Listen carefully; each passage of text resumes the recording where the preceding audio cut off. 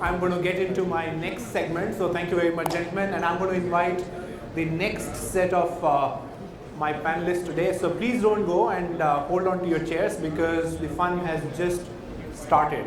And I'm going to take you to the next segment, which is not about future of transportation. It is about future of making things move. And I'm going to talk about things which you all experience, you all get things delivered, you all feel great about, and Amazon delivering it to you on the same day, giving you all the great ideas. So can I have the presentation up, please? Because this is just the half time we've got here. So can I have the presentation, please? Okay, so before the presentation comes up, can I invite my panelists today here? So Weber, why don't you join us on stage, Weber? A round of applause for Kapil. Kapil, please come. So Weber is a co-founder for Shadowfax, and he is carrying that brand on his back. Weber, please have a seat. That's yours. And that's Kapil Makhija. Kapil is the CEO for Unicommerce. I'm going to give you guys just 1 minute and 1 minute, all right? As I said that those guys were senior to me, so I was nice. You guys are not.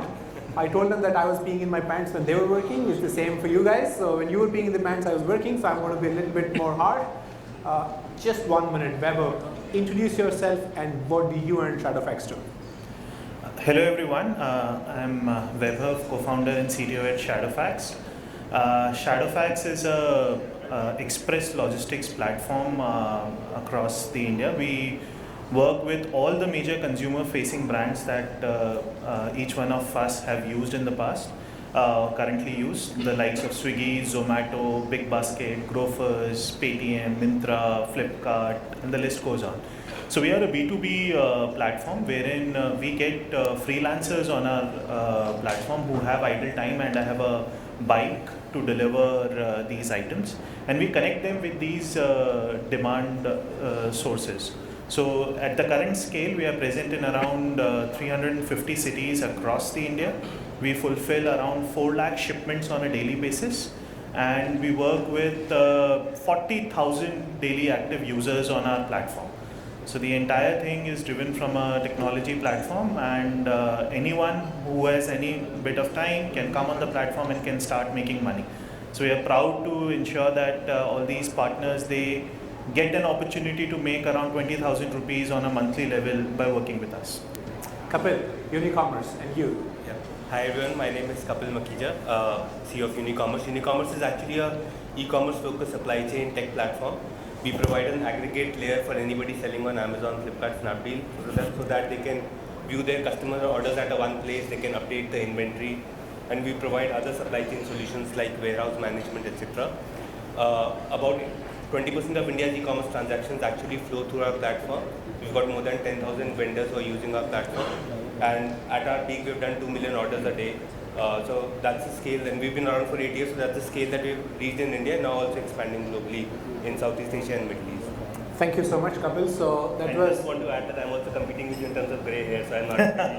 Yeah. You know, the best one is L'Oreal Smoky Silver hair color.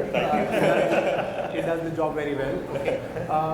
So those are the two people, Shadowfax and Unicommerce. I'm now just sort of getting into Suraj, who was supposed to be here. So if you've seen the invite or the app or the agenda, Suraj Saharan, who was supposed to be here this morning, and unfortunately he can't be with us today. So I'm going to pretend that I'm him for some time. Suraj is the co-founder for Delivery, similar to the work which Shadowfax does. So if you don't get your packet on time, you know who to blame, not Amazon, not Swiggy, not anybody else. It's these two guys who kind of make it harder. Suraj unfortunately couldn't be here, but I'm going to try and fill in for him because he did make a huge contribution to the conversation we're going to have for next 25 minutes.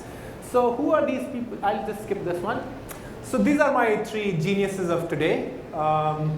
And these are really the people who are changing the world, and that's how you see one of our geniuses missing today, and hopefully he's trying to do things. And yeah, I apologize for using the copyright for Vidhu Vinod Chopra. I wrote to him saying, can I use this picture, and he didn't reply, so sorry about that. Please don't bring any claim on NASCOM or KPMG. That's me who did this. So basically, who are these 3 geniuses? We heard that there's a brilliant story. Both of them or 3 of them started things when many of us were doing something else and less meaningful. And this is Suraj for us.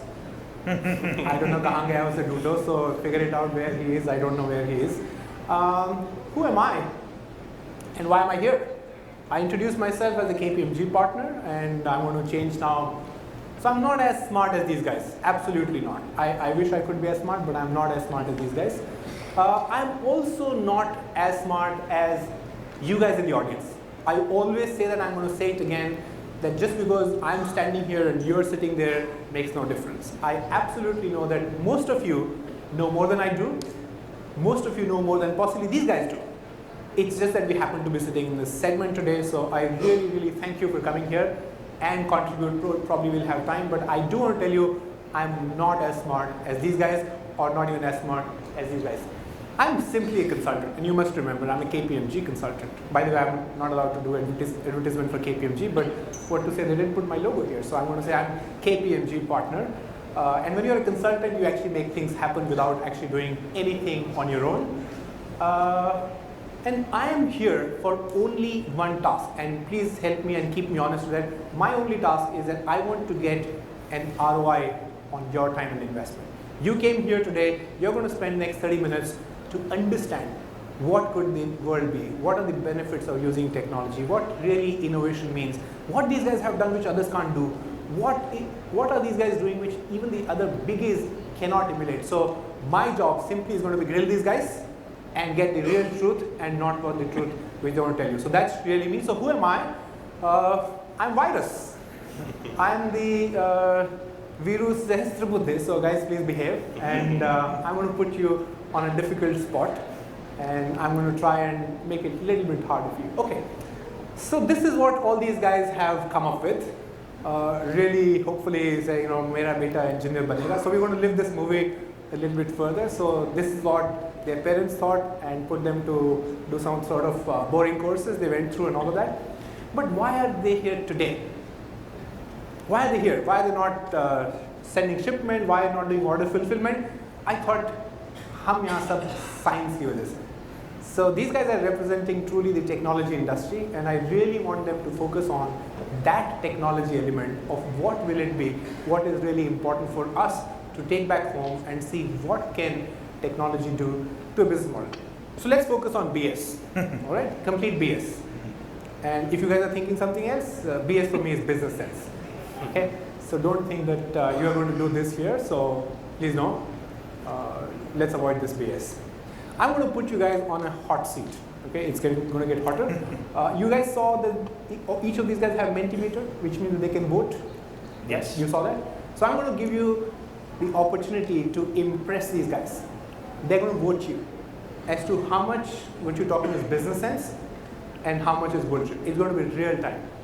So please make sure you follow my rules, you do the right thing, and get these guys ROI. So if you say anything which they don't want to hear, you'll get negative score. So you'll get red BS versus the blue BS.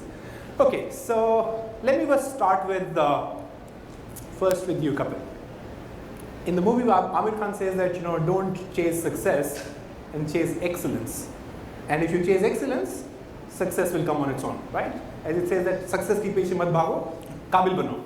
So what are you guys doing to really chase excellence, not at your level, but thousands of people? Of course, you don't have 1,000 people work for you, but you have 1,000 people. But how do you make sure your entire ecosystem is excellence focused and is not just chasing success? Actually, I want to play on both two words that you've written there, focus and excellence. Focus is now, in fact, one of the reasons that we have been successful or mildly successful as an organization is on our incessant focus on ensuring that we're delivering the right value to the sellers who are our customers in the e-commerce supply chain. And so much so that we have defined our core values as focus, which is fun at work, ownership, customer obsession, uncomplicated, and others. I put the scale on, right? So now they're going to scale you on what you do. So be focused on your focus. Yeah.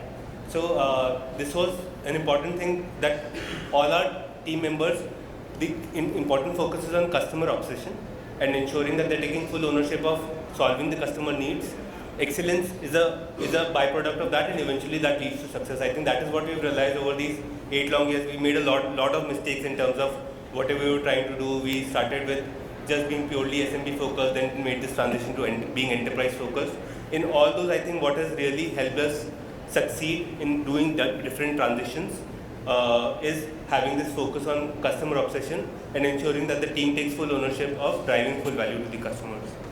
Thank you, Kapil. Weber, now you are on this score sheet. How do you focus on driving excellence with thousands of people who work for you? I think the important thing is to have right empathy. So when you're working in a people-centric organization, it is important to understand what is that your real customers or your real users want. In our case, it's the end customer to whom we are delivering the packets.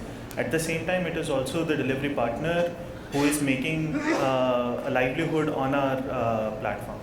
So the important thing that we realized was to have the right empathy, to create the right process here. I would say success is important, as in Amazon as well. So Amazon has a policy of promoting their managers by saying that these are the folks who are more likely to succeed. So success is something that is an important metric that one needs to focus on. But I think it's more about the process. If the process is correct, success is an outcome. I think would share a lot of views that Kapil has mentioned on this. Yeah, why don't you tell us something where you chased success and got the outcome? Where we chase success? Where you chased success and got some good outcome. Right. So a good example of this would be, I would say, a recent introduction of Flipkart as an investing company in us. So at the hindsight, at the start of it, we always knew that we cannot be a company which would raise a lot of capital and would maybe reach the scales that the delivery would have reached. So we thought that it is important for us to define the right modes for us as a business that money cannot buy. Now, the recent investment from Flipkart manifested that. So a company at the stature of Flipkart with all the resources and capital in their place, they appreciated the capabilities that we built in, the modes that we built in, and that is a sort of a true validation of what we started 5 years back to the stage where we are. Thank you so much. So I think these guys deserve a round of applause if you have not. There are some really good messages at such an early stage to have such profound inputs to all of us. I want to take to the next level now, and again, Weber, this time I'll start with you. We've all heard in, again, the three geniuses we've got here, is that life is like a race. And you have to be faster than your competition and everything else. How do you continue to stay ahead of your competition every single day? What do you do to make sure that you're always ahead? So one thing is that speed matters. So even if you're failing, fail fast. So if you have to innovate, your innovation can be better or can be more profound if your cost of innovation is less. So your cost of innovation includes the time that you are spending, the capital that you are spending, the resources that you are putting in to innovate or on a particular hypothesis. If your cost of innovation is less, you can actually experiment it out a lot.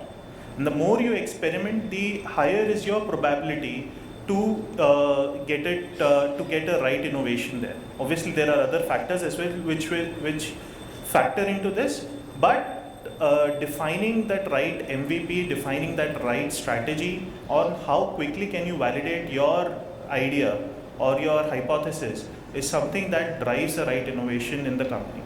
Other important thing that has worked for us from a practice perspective, so when we started, there were around 15 different companies which were doing the exactly same idea that we were doing. The current day scenario is that there is none. All of them have either shut shop or have been acquired by some bigger player for a reasonably smaller number, I would say. So the thing that worked for us was that we focused on ourselves. We focused on our own metrics. How can we optimize on that? We believed and we continue to believe that India is a big enough market. If you continue to do the right things at the right point of time, it will actually ensure that you are a good growing company in this market. So some pointers from our side. Thank you so much. You highlighted two things which hit my mind. One is speed matters. In the business which we are today and where we are, again bringing back to my memories of this morning, speed does matter when you have to travel in Mumbai. So I'm sure speed does matter in the business where you are, and also how do you innovate and fail fast. I'm going to give you a different situation, Kapil, here. Is that, again, virus, as me said in the movie, that everything is fair in love and war, and this is World War III. How do you, in this world which is highly competitive, how do you continue to win customer in a highly competitive world? So how do you focus on getting that new customer and keep those customers which you have with you? What is your success? Sure. We are slightly in a sweet spot because we had a significant first mover advantage. Our next competitor launched almost 3 years after we did, and we are still almost 8 times the size of our next competitor. So that way, it's a slightly better situation for us. But having said that, we obviously have to innovate because with new competitors coming in, newer startups coming in, things become difficult for us. I think one key thing, as he said, that we are doing fail fast is our motto as well. So we have to continuously innovate. We have to drive a culture of innovation where people are not afraid to bring up new ideas. But more importantly, structurally what we've done is, in terms of our product development capacity, we have a rule of 60-30-10. 60% dedicated to existing customers, what their pain points are, what their requirements are. Because we believe if our existing customers are happy, new business comes automatically. 30% is for incremental enhancements, which we get feedback from the market, prospects, competition, etc. 10% is for moonshot ideas, where we are almost certain that we will fail, but that's kind of our driver, that's our plan for the next 5 years. So that's how we've kind of structured our planning, and that has really worked for us over the years. Brilliant. 60-30-10, so 60% keep your existing customer happy, current customer, current markets, focus on them, 30% on incremental improvement, and 10% on moonshots. All right, I think you guys are scoring them as they go along on their BS score. There's another context in the movie which brings me to your life, which, and it says, I'm sure most of you understand Hindi, it says, बड़ी दुविधा थी, दोस्त को संभालते या उसकी माँ के आंसू पोंछते, and then हमने सोचा चलो मटर पनीर पे concentrate करते हैं. So I want to know from you again, Vaibhav, your Matar Paneer being technology, because I don't think that you focus on anything else, as you and I have spoken in this conversation. Tell me, how have you used technology or your Matar Paneer to just concentrate on that and get success? So lots of part in this. I think it will be naive for me to say that it's a logistics platform, so routing, optimization algorithms is something that we have focused on. I'll try to focus on a couple of interesting ideas which might give me a risk of going into the BS category. So one of the problem that you get in terms of a delivery boy is whether the delivery boy is properly groomed or not. So in case of grocery, for example, a delivery boy is expected to enter your house, to your kitchen, and drop the relevant shipments. And the overall customer experience is also a function of how properly groomed the delivery partner is. Now, traditionally, logistics companies have tried to solve it by the means of audits, by random checks that they have set up an audit team, they are trying to figure it out.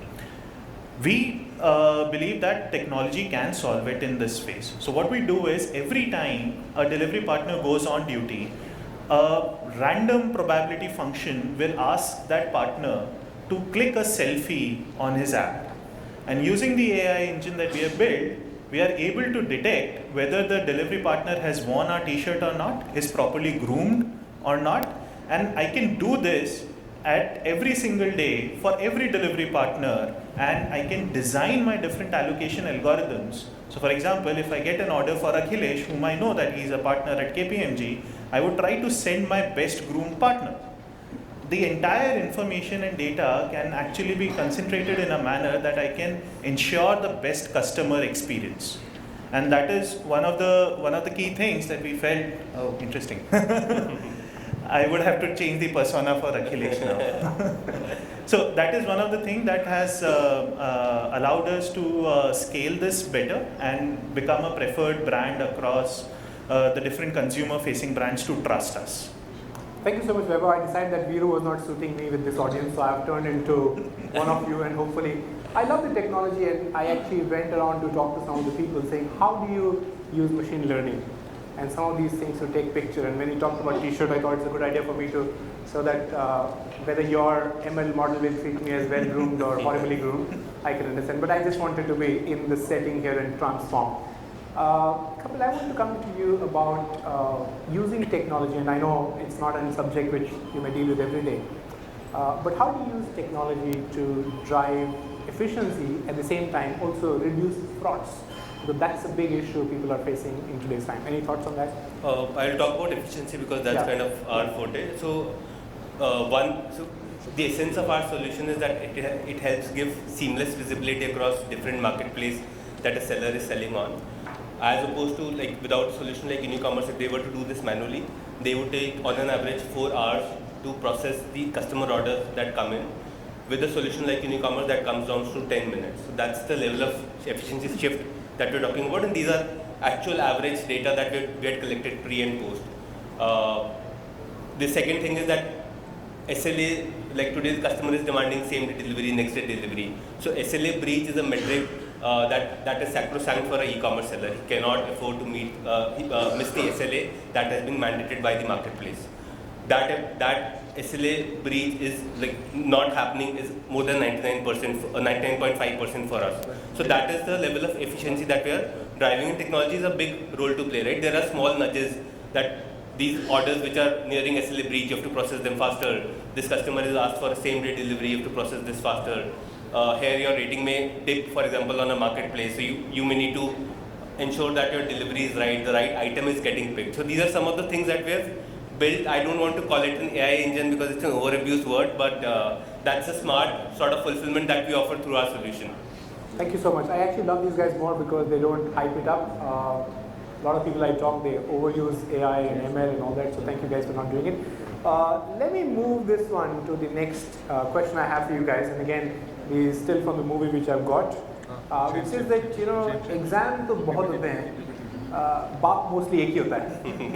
So I really want to find out, and maybe any of you can take a guess, how do you do trade-off between commercial success and doing the right thing? Any thoughts around that? I can take that. So we get that very often because we are a software vendor. So, and like let's say we go to a traditional group, they have tens of requirements which may not be aligned with our roadmap.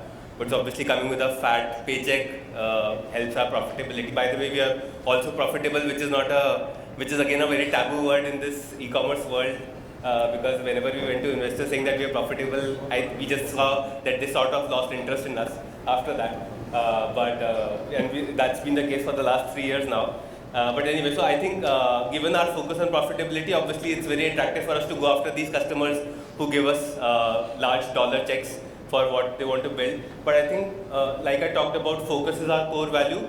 We have stayed away from this. It was a hard decision, but I think that has paid off in the long term, and that is why I think we have been profitable, because the cost of maintaining such a customer is so high that in the short term we may see a high value coming from that customer, but in the long term just maintaining this customer, employee morale, having a separate code branch, all of that, the cost is so high that ultimately I think it pushes us back to not being profitable. I think that thinking obviously has evolved over the last 3-4 years, but we have given up a lot of large clients, having to focus on small or mid-market customers because they were more aligned with our product roadmap and vision. Thank you, Kapil. I'll kind of move in the interest of time, and the next one here, and Vaibhav, I don't know, you failed many of your friends, but again it says that if your friend fails, you feel sad, but if he is the best in class, you feel worse. So what's your regret, something that you said you could have done something and somebody else did that? So to be honest, when we started, I would not say to be a regret, but it's more of an honest confession. So when we started, we were thinking of an idea which was quite similar to what a Swiggy or a Zomato does. And we brainstormed on it, and both of us as founders, we were not able to get the conviction that we'll be able to attain profitability at that end. Also, just to add on to that, we are currently profitable on every transaction that we do on our platform. So that was one thing, that we were not able to get the right models in place to understand how we can achieve profitability there. In the hindsight, it looks like a big miss. I mean, you see the likes of valuation or the branding that Swiggy commands or Zomato commands, and Shadowfax being in the shadows is there. But yeah, that is one of the bet that we feel that we could have taken a bet, but no major regrets on that end because the conviction did not come. Can I request a round of applause for such an honest confession? Thank you so much for that. Kapil, if I can come to you, saying, what have you lost to learn and what's been your biggest failure from your learnings? There have been many failures as an organization over the last 8 years. We've seen a lot of highs and lows. I think two big failures for us. One that we talked about these caustic customers that we had to let go. I think that was a very big learning for us. I think that gave us a lot of focus. The second is in terms of this rule that came up, 60-30-10 also came after a lot of iterations. I think that we could have done faster. We tried too many things, going international, looking at enterprise, etc. Not having a structured process in terms of being able to achieve innovation. I think those two really stand out for us as an organization, because of which where we are today at a scale that we are and we are profitable. I think these two learnings thankfully happened at a very early stage for us, because of which we were able to get to this stage. Thank you so much, Kapil. This is one again either of you could take. 28 की हो गई है कम मारुति 800 मांगते हैं, पढ़ाई नहीं करोगे तो शादी कैसे करोगे? I know both of you said that you're profitable, but unreasonable expectations, how do you deal with those? So profitability is not an unreasonable expectation. That's a good thing to hear. But then see, every time you do get unreasonable expectations, the idea is, so I generally follow Narayan Murthy's word of advice, that in God we trust, everyone else brings data onto the table. So it's a difficult thing to argue just because of your gut feeling. So if people can bring in the right data points onto the table and can present their case, either you convince me or I convince you. It should not be because that I am senior or I have a louder voice in the meeting room. At times, this has significantly helped us to manage those unrealistic expectations or to make the other person understand the point of view. Okay, I think I'm going to skip this one, which is how do you manage perception? I think we'll skip this one. Kapil, for you, how important is it for you to have the attitude of the company, the DNA of the company? How have you built that? I think this is a single most thing that we're looking for when we're even hiring. We are a very lean team of 150 people. So for us, every member that comes in has to have the right attitude. I think scale is something that can come over time, and we are a fairly young organization. Average is about 23, 24. So I'm not looking for a lot of skill anyway. And I'm on the other side, so I'm adding a lot to the average. So I think that's very important. So and that's why we've now kind of defined our clear values, and every hire that comes in is evaluated on these 5 parameters that are defined as focus. I think and our reference checks also, I think this is the first important thing that we check with the references also. One thing is obviously at the time of hiring we check the attitude. The second is constant reinforcement of these values to the team members to ensure that the right attitude is there. Nobody can say that this is not my work. Ownership is very important for us. That I am not a customer service guy. Why do I have to deal with the customer? Nobody in our organization says that and is allowed to say that. That's like and there are similar things, that there are small little things that we do, put creatives, etc., constant reminders, case studies that we share with our employees. I think these are small little things that we have to do to drive this kind of attitude within the organization, that you have to do what's right for the customer. We don't say the customer is always right. We always say that you have to do what's right for the customer. So, thank you so much. I will add just a minute of contribution here as Suraj, because he told me a very interesting story. The demand is fairly variable in the business of delivery, and he told me that every year on Diwali, he is not celebrating Diwali with his family. He is actually out there in the field delivering shipments and making our lives happier. So that also shows, I'm sure some of you guys do, where you actually put on a t-shirt and go out to deliver like a person, like many of your other what you call them, the white collar job workers now. I'll skip this one because I think the next panel is coming up, but I think it's important to stay well funded. The last question I have for you, which is again, the mother says that paneer to sunar ki dukaan pe itti tukdo mein thali mein sone ki thali mein milega. So what's the most important asset for you? What do you care the most? What is your paneer here? The people.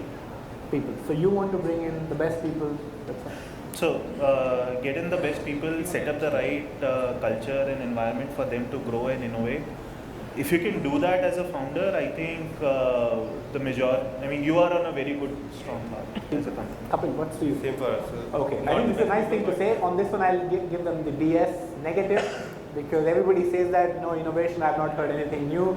I could have not had you here and say the same thing without your experience. So I think on this one, negative from my side. Any plans for, because you can get pizza in 30 days, but you don't get the ambulance. Any plans for you guys to disrupt the life-saving services? Do something for the community? All in for that. All in for that? You're of course fulfilling that. So this is their results. I think they're now looking like Nag Devta physics bacha lena. Are you guys having that kind of feeling? Your results are going to come up on the screen now. मैं काफी परेशान हूँ. काफी परेशान. So before I show the results, can I have the absolutely loud round of applause for these guys today?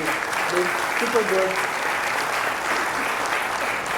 I couldn't have really asked for more. I know we spent some time preparing, and I wish we had a little bit more time, and I wish we had Suraj here, and that would have completed our three geniuses. But with that, I want to tell you that you guys have been amazing. What you guys have achieved is super amazing. I'm really, really proud of people like you in the country.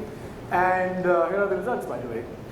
And the result is Kapil, 10 on 10. Loved your views. And wherever for you, you were simply amazing. So really round of applause for these guys. And thank you for being such a wonderful audience. By the way, you didn't know that in Uber, as you rate the driver rates you. So as I rate these guys rate me or you rate me. I'm thankful for NATSCOM for inviting me year after year because you guys love me. So if you do love me, give me good feedback. I'm also here as an Uber driver. So with that, the last point I'll make is that, as I said, that for transportation, you don't need to move. My father-in-law told me almost 25 years ago, he said that he will retire the day he can get a pizza on his fax machine. And by the way, at that time, he didn't think of a 3D printer. But in the world where we are going to have 3D printer, why do I actually need to have a Weber or someone else delivering the pizza for me? I'm looking for a world where I'll actually print the pizza the way I like, and there are 3D printers available for that. So thank you very much. That's my future. No travel, no delivery, and that's how the world will live in. Thank you very much. You've been a great audience. Thank you, Akhilesh, and may I request you to please hand over a token Yes, of I ours. will do the honors. So that's what it is. Kapil, thank you so much for taking pains to come here all the way from Delhi. Thank you. And Weber, thank you very much for coming all the way from Bangalore. We need to get some good founders in Mumbai. All right, a picture for me. Thank you so much. I get one or two. Okay, I think this is cheating. I did two. I worked double hard, but that's okay.